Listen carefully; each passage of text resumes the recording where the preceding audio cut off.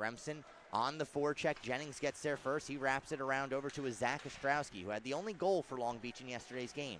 Barnes canceled out by Skeans. Here's Misha Mashar. Off the boards, he connects with Skeans. Skeans, top of the circle. Cross for Mashar. Didn't have much of a pass, and then Mashar, a backhander, goes wide. Now Skeans. Back for Madzi. Across to Berry. Franklin Berry scored his first goal as a Danbury Colonial in last night's game. It was the 9th goal.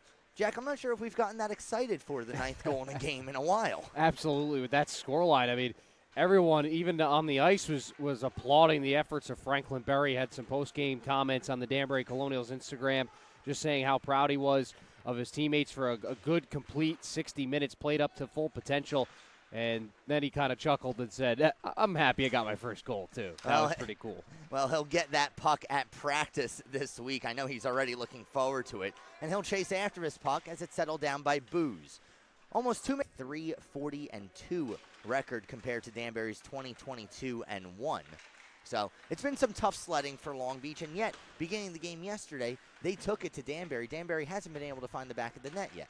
No, absolutely, and you're just seeing it's a much better start from them. Just their overall matching the intensity. Again, this team, they're not necessarily, there are moments where they have some strong play. They're really good on both ends of the zone, and it's when the games are tight like this. In a scoreless game, in a 1-1 game. Remsen with the shot, Bralad with much stronger in the net, a little bit more confidence there for the goaltender. Well, it's good to see the confidence back after, like you said, the quick yank in yesterday's game. Danbury ended up putting 56 shots on goal. Here's Remsen using his big frame to shield off a couple shots. Late call coming up. Remsen, a sharp angle attempt. Saved by Bralard. Another shot goes wide. Off the bench, Kyle Mack, and any extra attacker on, but that will result in a whistle eventually. Again, the Long Beach Sharks have killed off a Danbury power play. Keeping everything to the outside, making Danbury players make mistakes with the puck, and just staying at home, keeping their form. Not a lot of mistakes that Long Beach are making right now on the penalty kill, and that's why Danbury's been shut down. Madzi from the blue line's glove face-off against Stephen Hines. Also, for those of you wondering what $400 stick Stephen Hines has, it is, what was that, a Bauer ADV? ADV.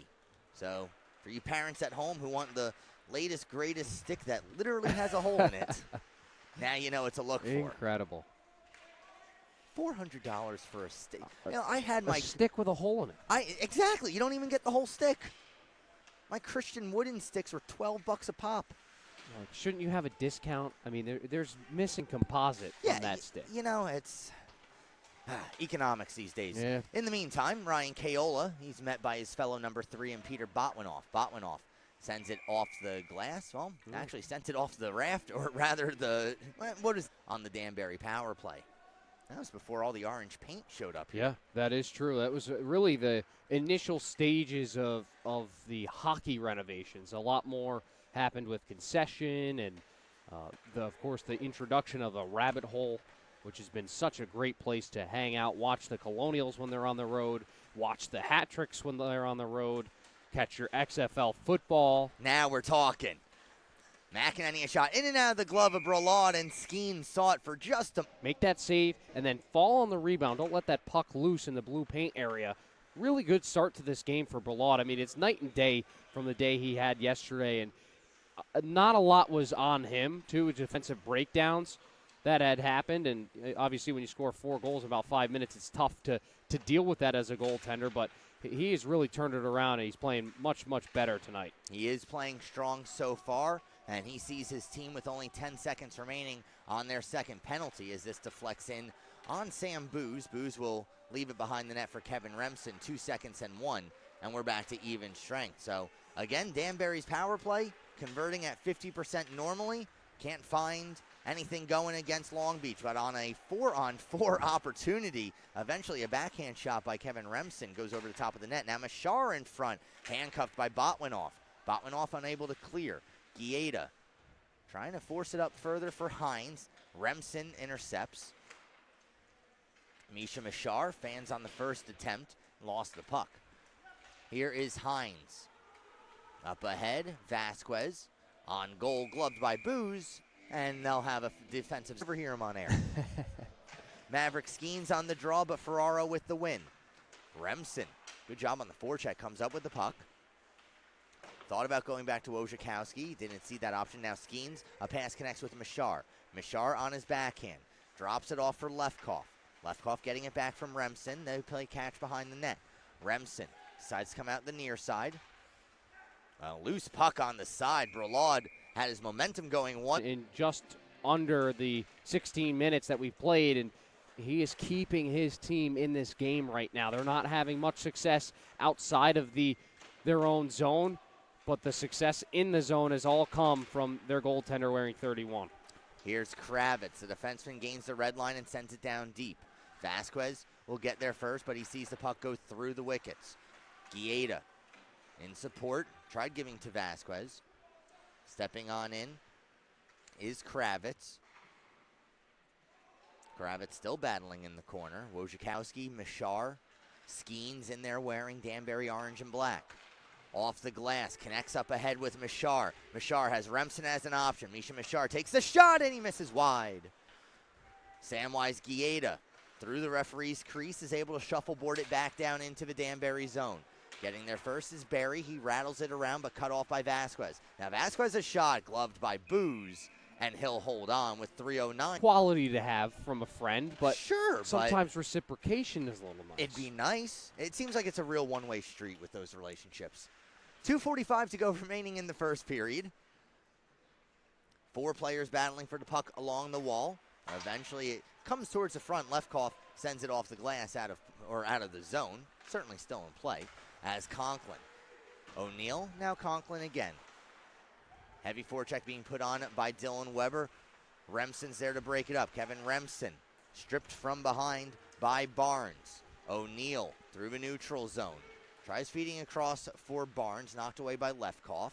Weber comes up with the puck in the corner. 3-on-2 developing for Danbury with 2:05 to go in the period. Here is Weber across for Skeans. Skeans caught from behind. Tries going far side for Judson McGrath. McGrath had already been turned around on the play. Here's O'Neill the other way. 1-on-1 with Lefkoff. O'Neill top of the circle. Tries picking up a trailer in Barnes. McGrath on the back check. Loose puck still on the side of the net.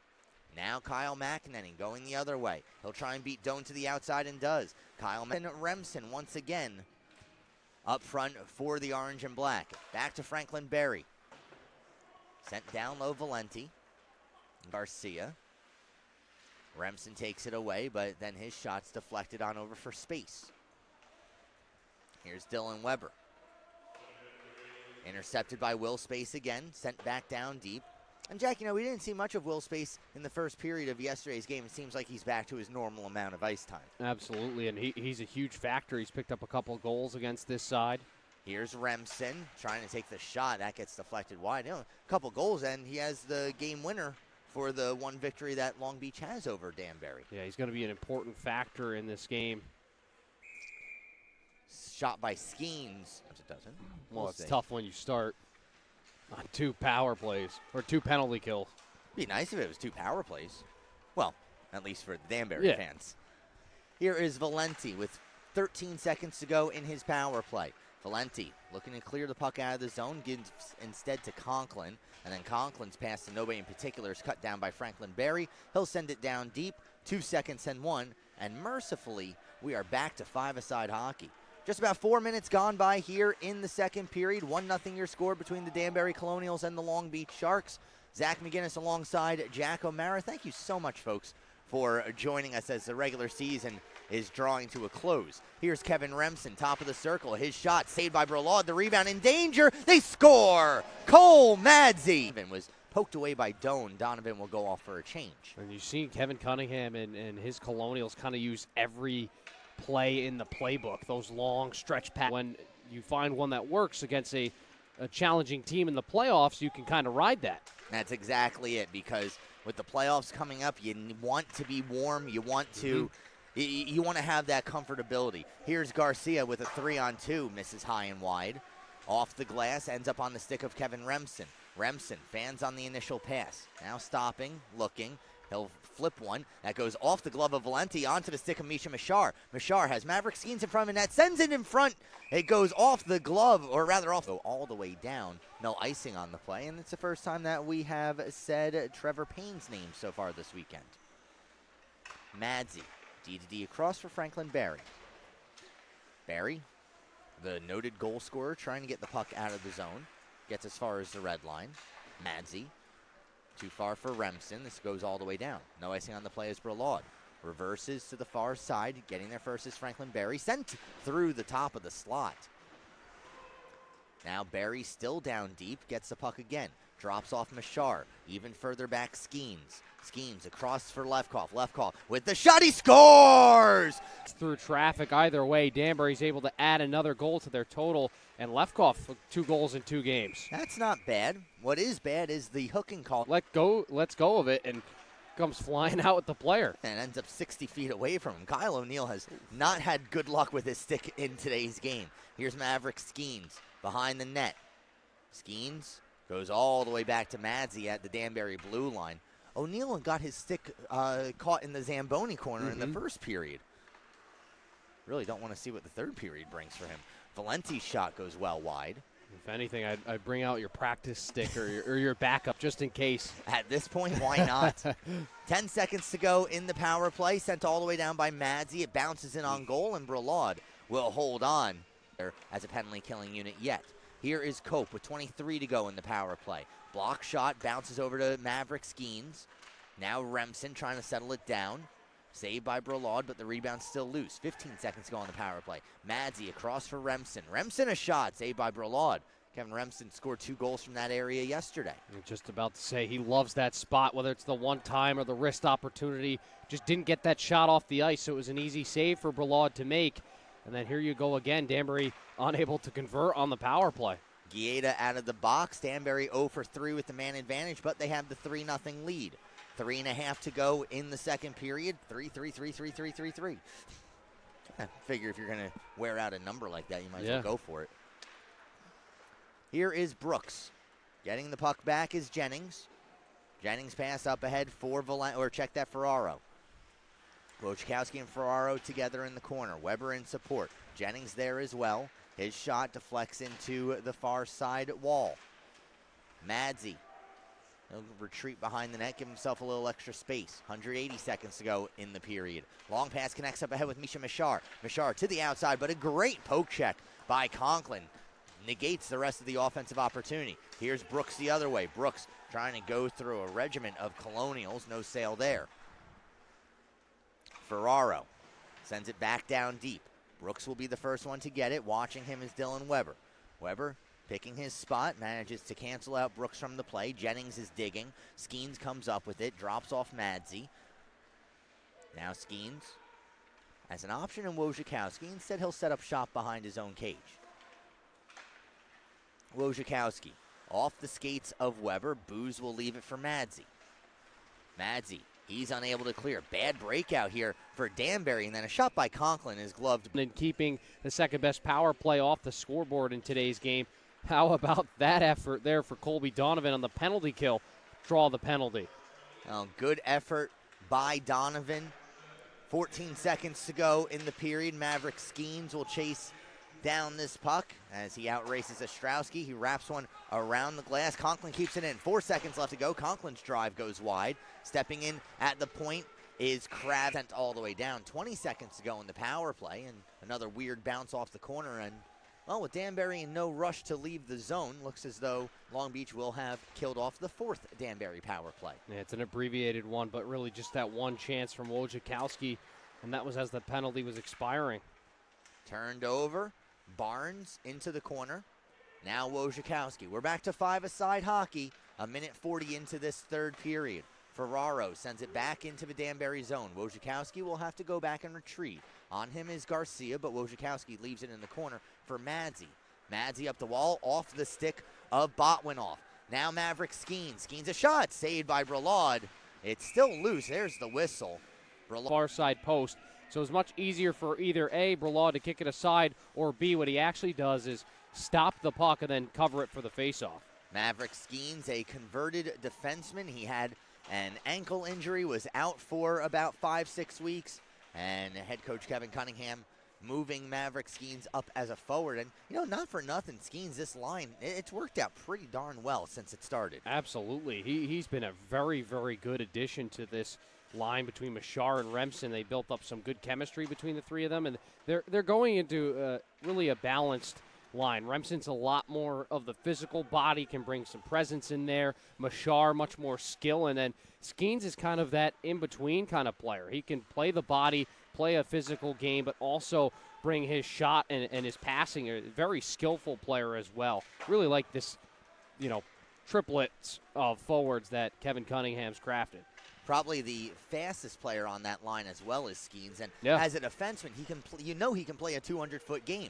2-on-1 here. This is McEnany. He has Cope. McEnany elects this paddle down. We'll leave it behind his own cage for Connor Lefkoff. Yeah, great stick handling there for Donovan, but he pays a heavy price there at the blue line. Does get the puck in, though, and Weber gets a nice shot on goal. Now Maverik Skeans forcing the turnover, his shot into the glove of Bralad. But again, quick wrister gets the offensive zone draw, and you see this line out there again. I mean, they're quick shifts.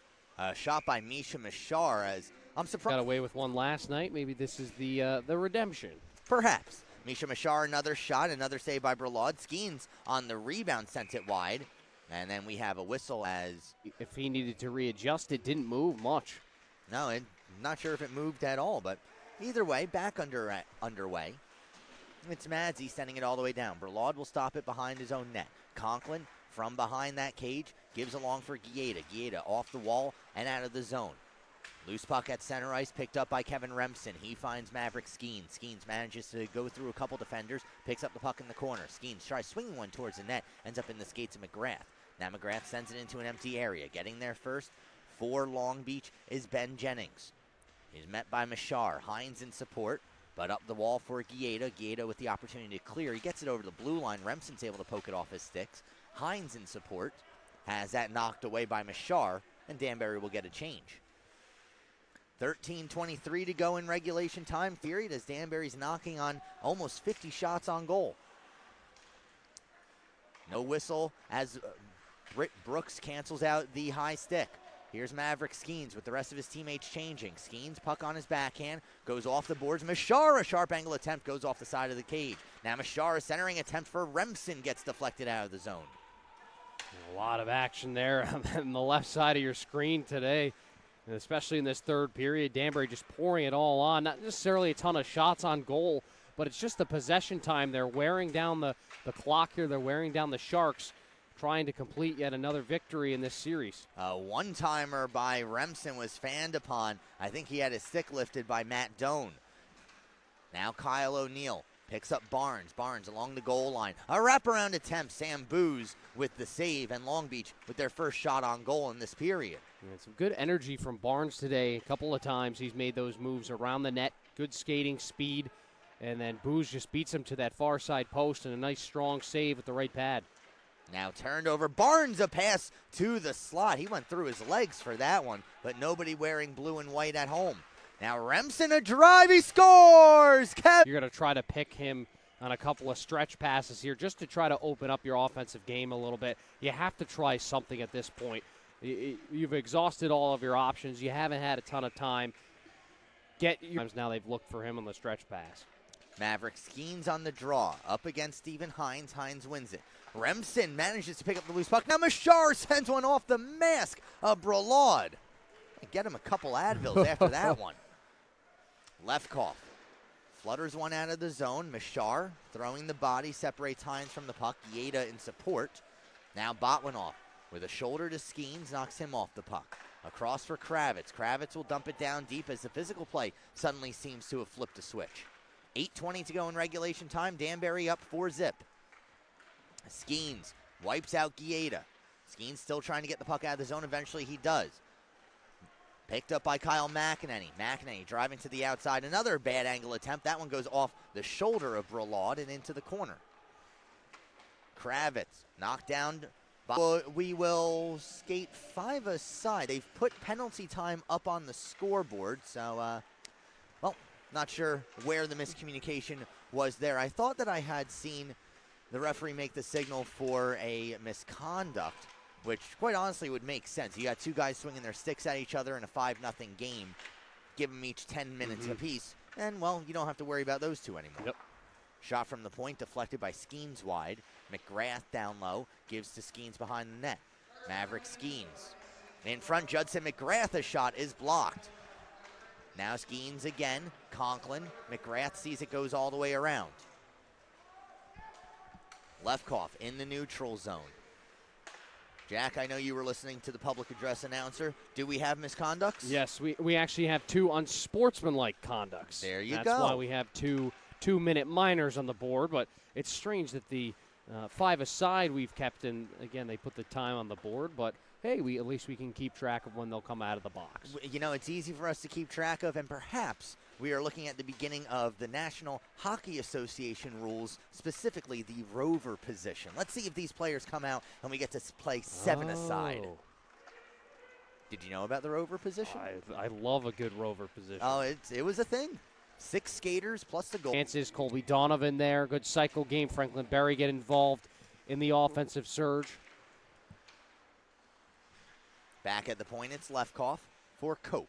Under 3 to play. Cope down low neatly for Skeans. Skeans coming out the far side. Goes back to the point in Lefkoff. Lefkoff a shot. Through everybody. Backhander, they score! Statistical breakdown this season, and another goal here for Danbury.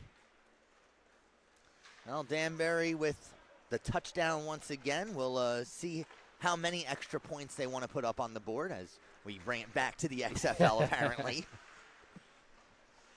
Behind the net, some pushing and shoving as Connor Lefkoff sees this puck go past him.